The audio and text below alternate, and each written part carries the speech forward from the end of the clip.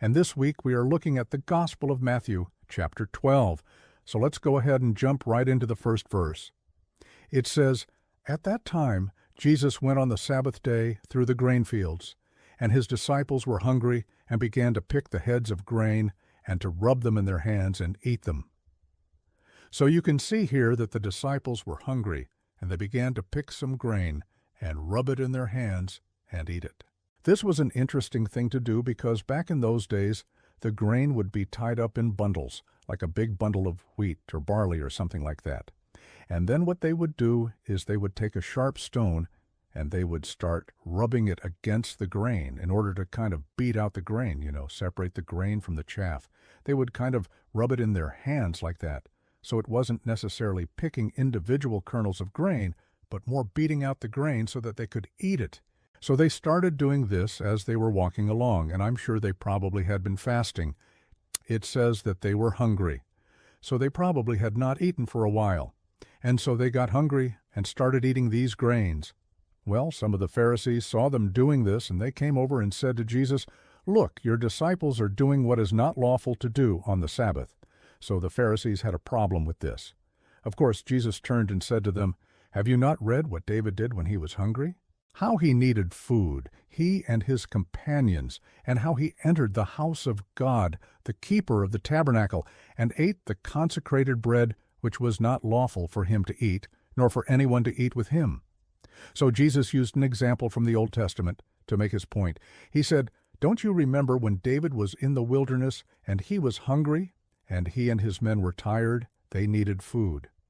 And so he went into the tabernacle of meeting, the most holy place, the holiest place that any human being could go.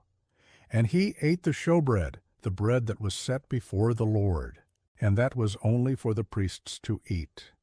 But because of his extreme need, David was allowed to eat the bread that only the priest could eat." So Jesus is saying, the law was made for man, and not man for the law. The Sabbath was made for man, and not man for the Sabbath. That's a very interesting way to look at it. The Sabbath was made for us, not us for the Sabbath. The Sabbath was made for man, not man for the Sabbath. And then it goes on to say, if you had known what this meant, you would not have condemned those who broke the law by doing good. For it is good to save life on the Sabbath day. So Jesus is really telling the Pharisees here that they missed the point of the Sabbath, and they've heard him. He has told them many times that he is Lord of the Sabbath. And so, if you read chapters 11 and 13, there are a lot of controversies between Jesus and the Pharisees over the idea of what the Sabbath is for. And the Pharisees were wrong in their interpretation. They thought that it was so that people would not work. And that's true, that we shouldn't work. But it was also made so that people would rest and know that God was God. So Jesus said, "You guys are missing the point of the Sabbath. You're making rules upon rules. You're making traditions upon traditions, all in an attempt to try to honor God. But you've missed it completely." Then some of the other Pharisees and scribes answered and said, "Behold now, we see that you allow your disciples to do what is lawful on the Sabbath, so you are hypocrites, each of you. And you cleanse the outside of the cup and the dish, but what goes into the mouth of those who drink and eat, you do not cleanse." So they said, "You teach your disciples that it's okay to break the law on the Sabbath, and therefore you are hypocrites. And what you're doing is you're cleaning the outside of the cup and the plate, but inside you are full of greed and wickedness and evil."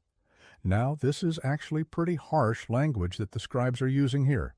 It's not just that they are hypocrites. Typically, Jesus has called them hypocrites, but he hasn't spoken harshly about them.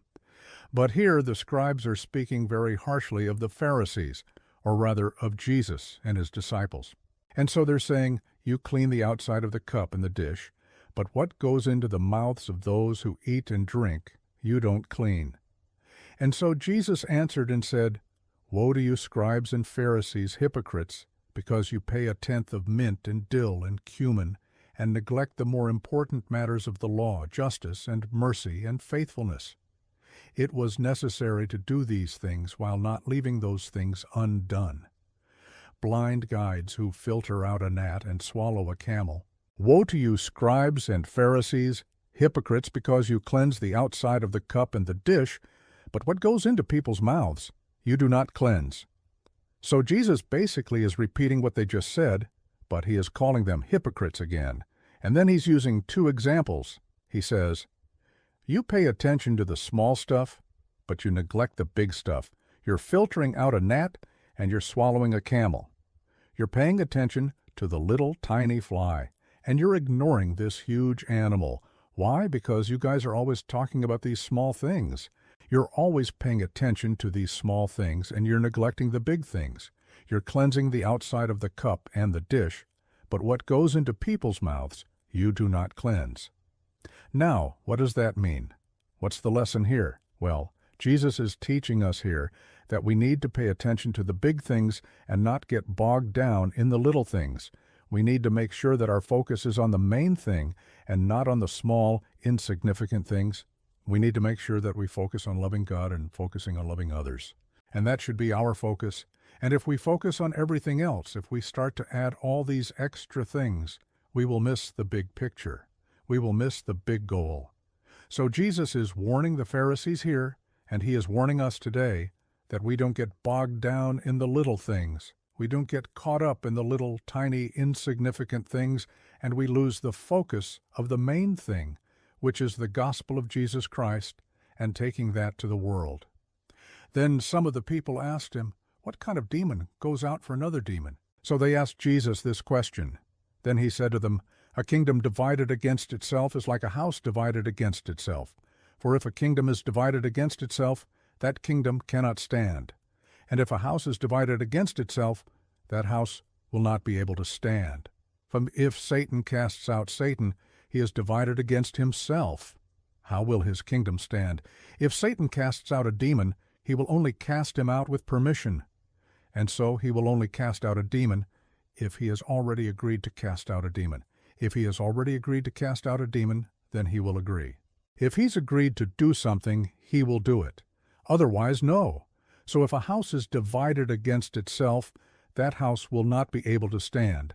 If a kingdom is divided against itself, that kingdom will not be able to stand. Okay, so let's talk about that. Many people ask this question because they will say, well, wait a minute, Jesus taught us to pray, Our Father who art in heaven, hallowed be thy name, thy kingdom come, thy will be done on earth as it is in heaven. So if Jesus prayed that God's will be done on earth as it is in heaven, why wouldn't Satan want that to happen? Why would Satan resist God's plan for his own kingdom? Well, what Jesus is saying here is that Satan's kingdom is not united. Satan's demons are not united. In fact, they're constantly fighting each other. So, and if Satan ever tells one demon, go do something, the other demons are going to fight that demon who is reporting to Satan, no, no, no, he doesn't want you to do that. He wants you to do something else. So Satan is divided against himself. His kingdom is divided against itself. His demons are divided against each other. And therefore, Satan can't accomplish anything great. There are no big schemes that Satan pulls off where all the demons work together in unity. No, Satan is divided against himself, and therefore he can't accomplish anything great. Now, this is important for us because oftentimes we think that the reason why we're not accomplishing things for God is because Satan is against us. And yes, Satan is against us. But the bigger problem is usually ourselves. We are often divided against ourselves. We're divided in our minds. Our mind is divided over certain issues. Sometimes our hearts are divided over certain issues. We have desires that pull us in different directions. And until we unite ourselves to God, and we agree with God, and we agree with one another, and we unite with one another, we will not accomplish much for God. So Jesus says here, Satan will only let that demon leave if he agrees to let that demon leave. Otherwise, he won't let that demon leave. He will resist that demon. He will fight that demon. So Satan fights us, Satan resists us. Satan opposes us, but more often than not, the biggest obstacle that we face is ourselves.